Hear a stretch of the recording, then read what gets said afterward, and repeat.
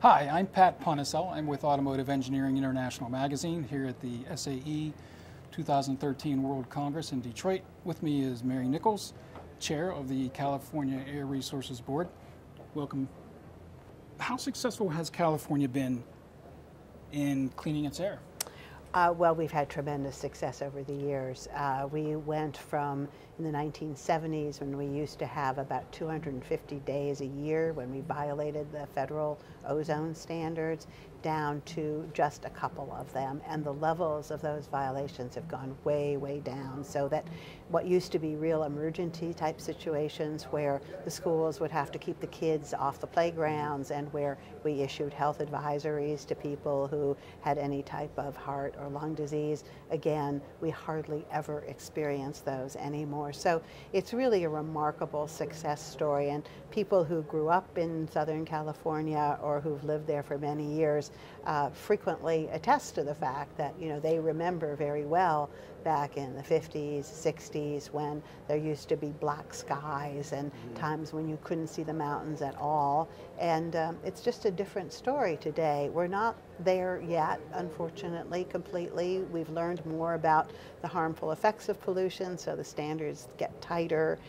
We have some areas, particularly in our Central Valley and San Joaquin Valley, where there's been a lot of growth over the years, where we still have some tough air pollution problems to deal with. But the amount of success that's been achieved, particularly when you look at the growth in both population and vehicle miles traveled, is really remarkable. Yeah. Some critics argue that CARB's regulations, the ZEV program in particular, are too burdensome for automakers. What do you say to that?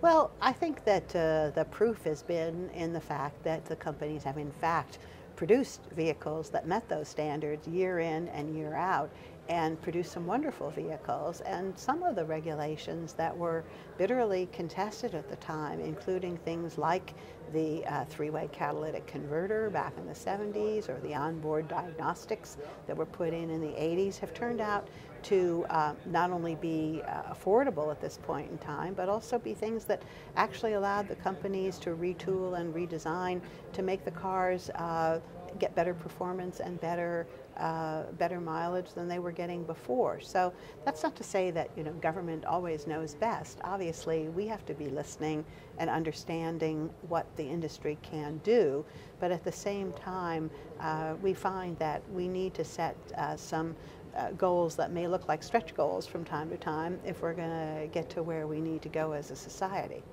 And you mentioned in your speech this morning that there's some pushback now. Right. So what do you do now with that pushback? Well, I think actually what we're seeing is that there's great acceptance of the need for efficiency, and that's the theme of this year's conference, is achieving efficiency. Where we sometimes get some problems is over the issue of zero emission, and what does that mean? And one of the things I want to convey to people who care about this industry as we do is that we don't think this is just about the cars and the car companies. We're looking at transportation systems, and we have to be working as hard on getting the fuels cleaned up and on assuring that we have a supply of essentially zero emission fuels to go along with these very, very clean cars that the companies are building as well. So this is not just a one-sided effort. It's something that we really all have to be working on together. And is there room in the CARB regulations for diesels? Yes. Yes, I know this question comes up, but we have a reputation for maybe not having been as enthusiastic about diesels, and we are enforcing some pretty tough regulations in the heavy-duty sector, which is one that wasn't used to having to meet air quality standards, especially for the in-use older trucks.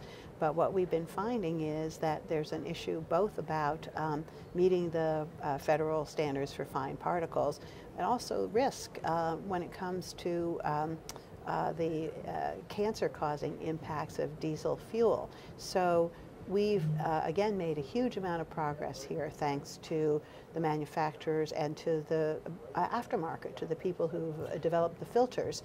But yes, diesels are going to be part of the picture for for a long time to come. Well, you spoke of heavy-duty vehicles. What about passenger vehicles, diesel Well, passenger in vehicles? passenger cars, we're seeing, as you know, the Europeans in particular have a big commitment to and a lot of fondness for diesel vehicles. And we've certified now a number of green diesel models in California, and they tend to be a little bit on the expensive side, but there are definitely customers for those vehicles.